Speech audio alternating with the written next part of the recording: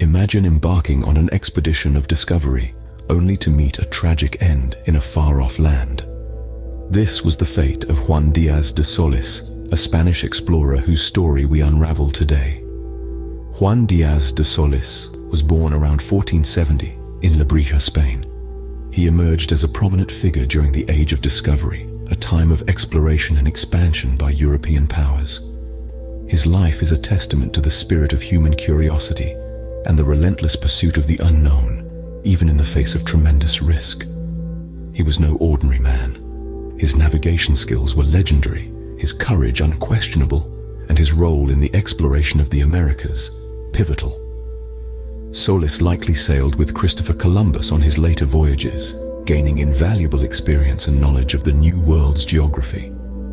After leading expeditions with his expertise in Central America and Brazil, from 1506 to 1508, he succeeded Amerigo Vespucci as the pilot major for Spain after his death in 1512, a role that put Solis at the helm of the country's exploration efforts.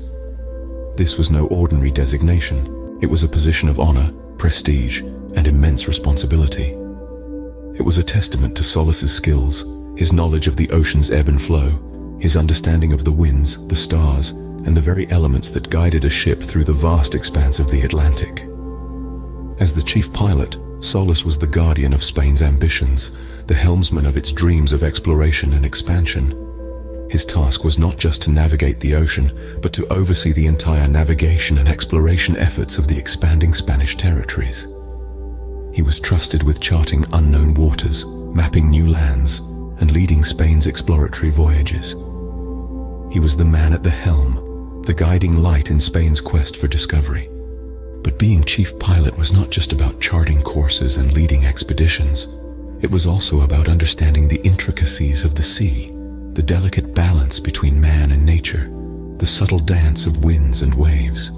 Solis's role required him to be part strategist, part navigator, part explorer, and part diplomat.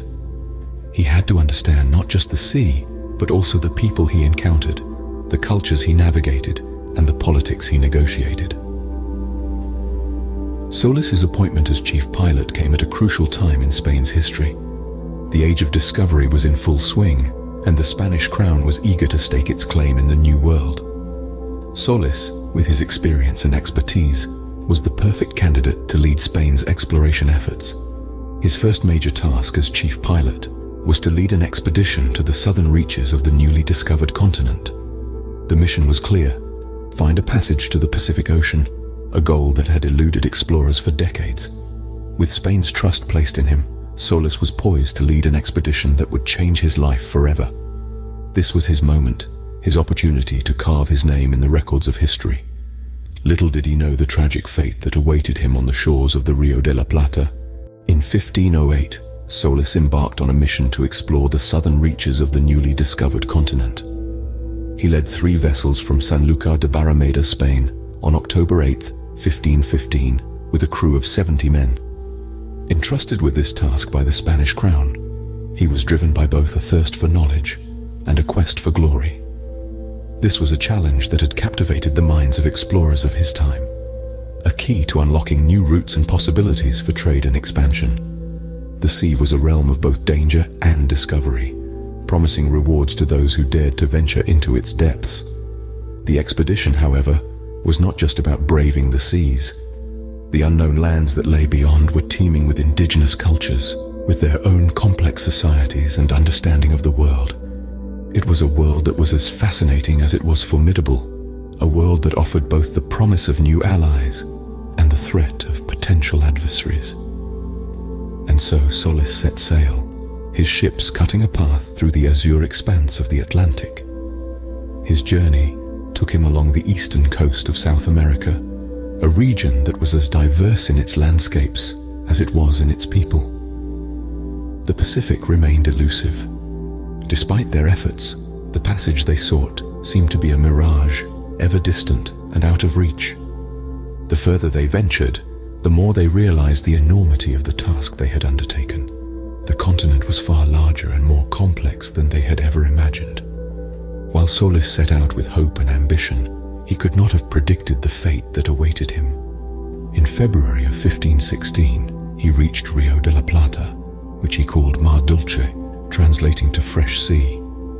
Despite his experience and skills, Solís was not prepared for the conflict that ensued with the Charrua.